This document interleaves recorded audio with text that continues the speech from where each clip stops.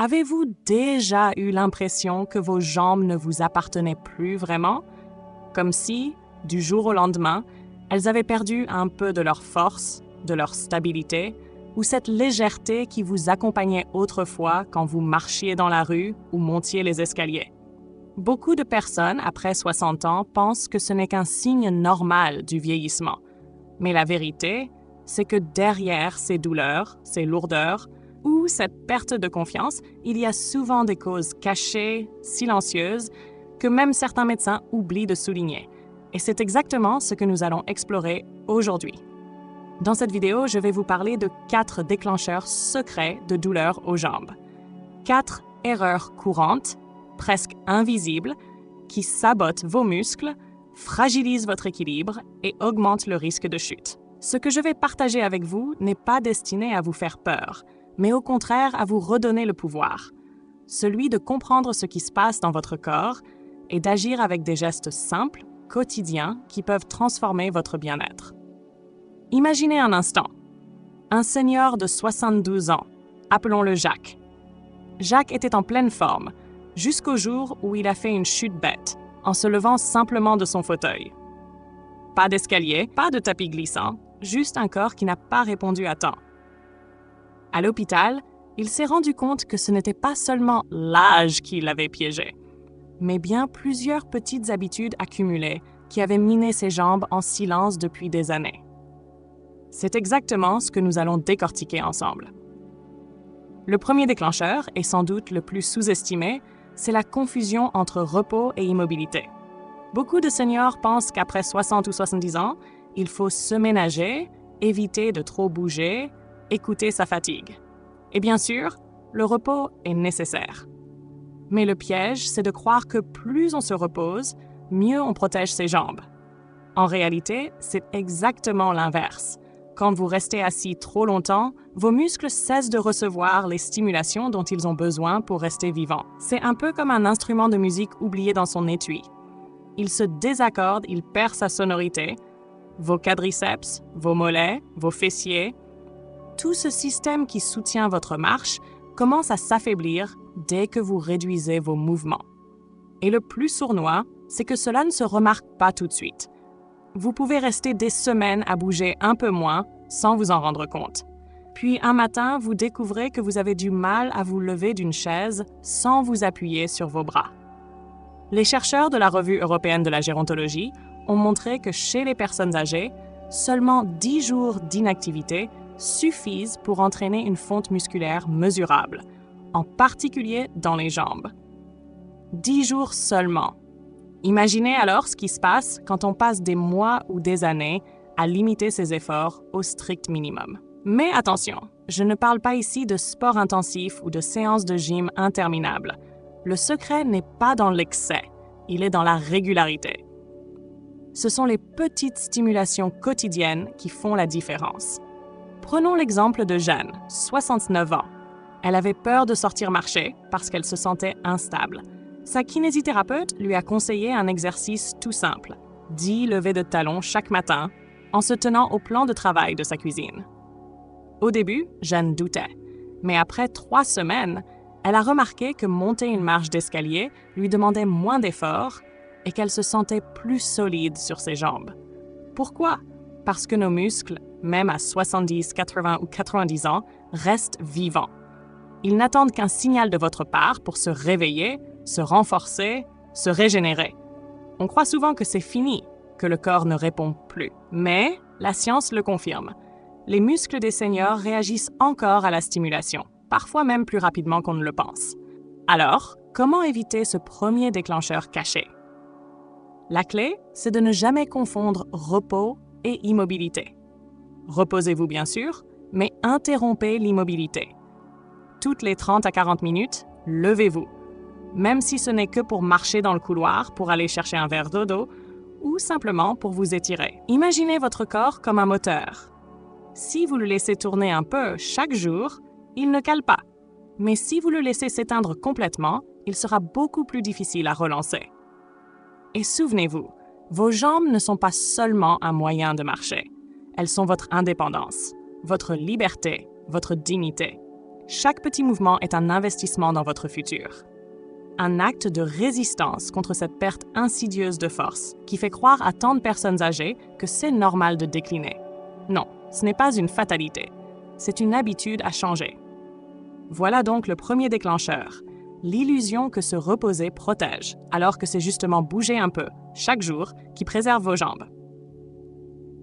Il y a un détail auquel très peu de seniors prêtent attention, et pourtant il influence chaque pas, chaque mouvement, chaque sensation dans vos jambes, vos chaussures. Oui, cela peut paraître anodin, mais la vérité, c'est que porter de mauvaises chaussures est l'un des déclencheurs silencieux les plus destructeurs pour vos jambes. Pourquoi? Parce que vos chaussures sont la base de tout votre alignement. Elles sont votre seul contact permanent avec le sol. Chaque fois que vous marchez, que vous vous levez ou même que vous restez debout, vos pieds transmettent une information à vos chevilles, vos genoux, vos hanches et même à votre colonne vertébrale. Si ce point de départ est bancal, c'est tout votre corps qui compense. Beaucoup de personnes âgées choisissent leurs chaussures uniquement en fonction du confort immédiat. Les chaussons très mous, les pantoufles qui s'enfilent facilement, les vieilles baskets déjà faites qu'on garde depuis des années. Sur le moment, elles paraissent agréables, mais à long terme, elles deviennent des pièges. Ces semelles trop souples ou usées laissent vos pieds s'affaisser, vos chevilles se tordre légèrement et cette instabilité se répercute sur vos jambes. Résultat, douleur dans les genoux, tension dans le bas du dos, déséquilibre chronique. Je me souviens d'André, 75 ans, qui souffrait depuis des mois d'une douleur persistante au genou droit. Il avait consulté, pris des anti-inflammatoires, essayé des séances de kiné, sans amélioration, jusqu'au jour où son médecin lui a demandé « Et vos chaussures, elles datent de quand ?» André portait les mêmes baskets depuis presque 10 ans. Semelle aplatie, amortie disparue, aucun maintien. Il a changé pour une paire plus adaptée, avec un bon soutien de voûte plantaire et un contrefort solide au niveau du talon. 3 semaines plus tard, sa douleur avait quasiment disparu. Pas grâce à un médicament, mais grâce à un simple changement à ses pieds. La science confirme ce que l'expérience montre. Une étude publiée dans le Journal européen de la podologie gériatrique a démontré que plus de 50% des chutes chez les personnes âgées sont directement liées à des chaussures inadaptées. Pas à des escaliers, pas à des sols glissants, à des chaussures. C'est dire l'importance de ce détail trop souvent négligé.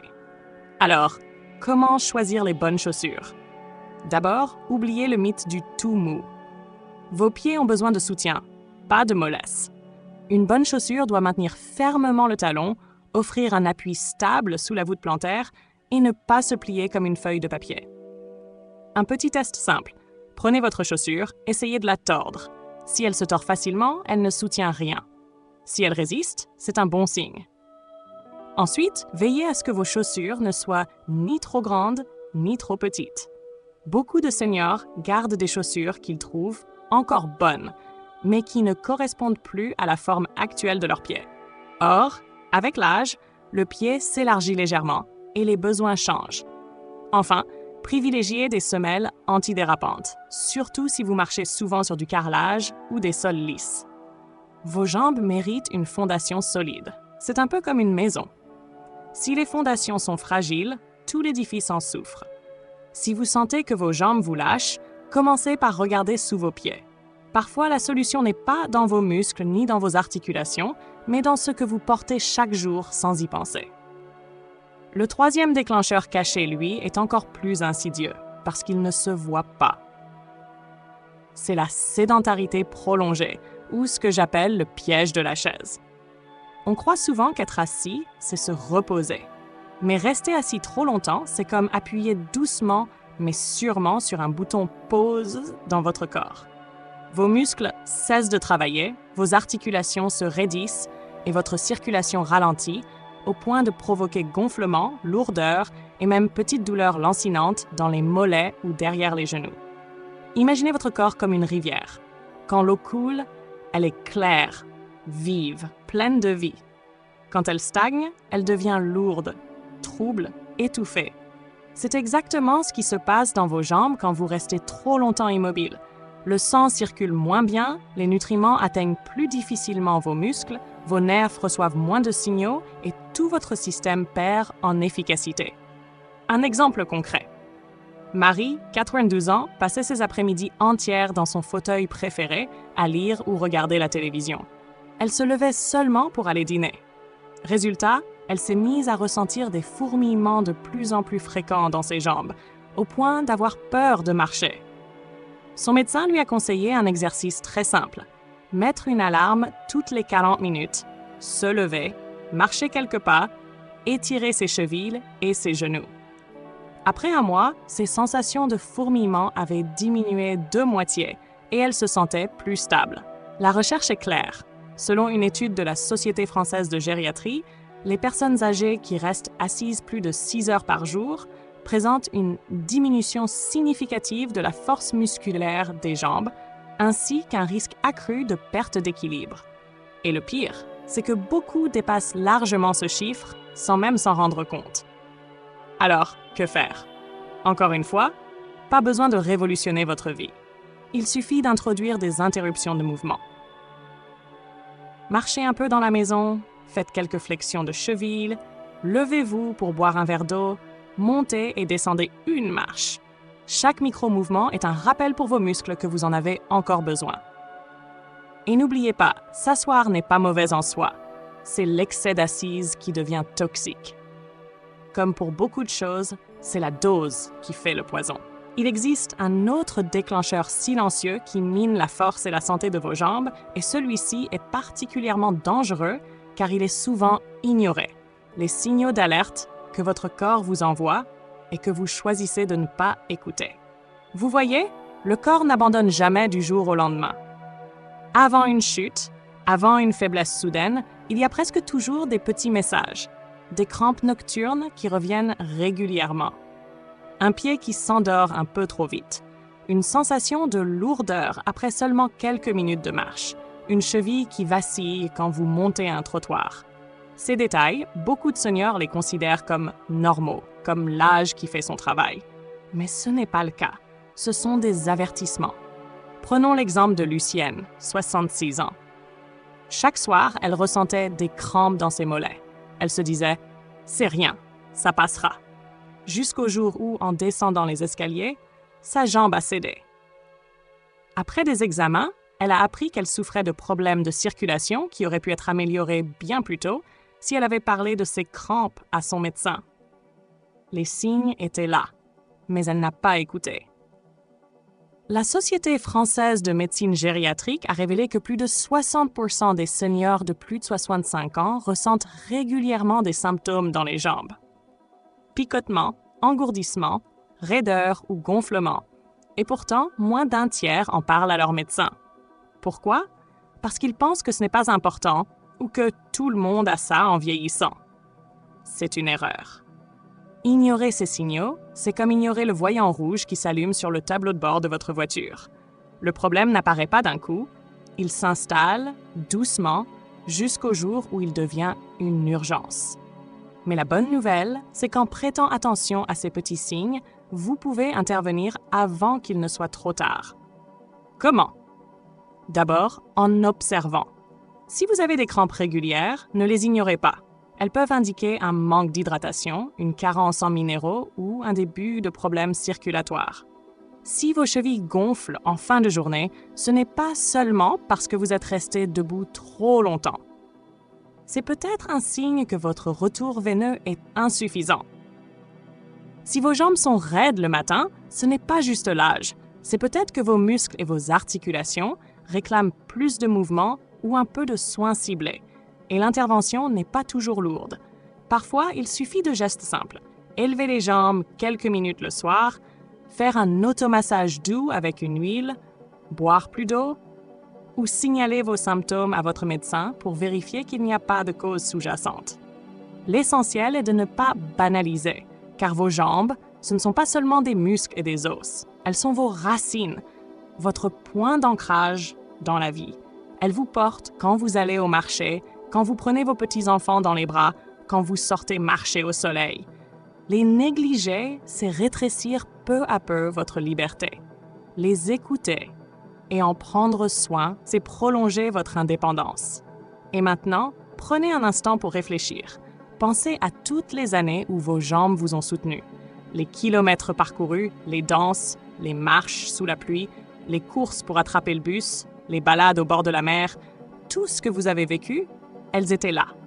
Elles ne vous ont pas lâché. Alors pourquoi les abandonner maintenant? Voici le message que je veux vous laisser. Il n'est jamais trop tard. Même après 60, 70, 80 ans, vos muscles peuvent encore se réveiller, vos articulations peuvent encore retrouver de la souplesse, votre équilibre peut encore s'améliorer. La clé n'est pas la perfection, mais la présence. Un petit rituel quotidien vaut mieux qu'un grand effort isolé. Quelques minutes d'attention peuvent transformer vos journées. Alors, dès ce soir, engagez-vous envers vous-même. Peut-être que ce sera en faisant 10 pas de plus dans votre salon. Peut-être que ce sera en massant vos jambes avec de l'huile parfumée au romarin.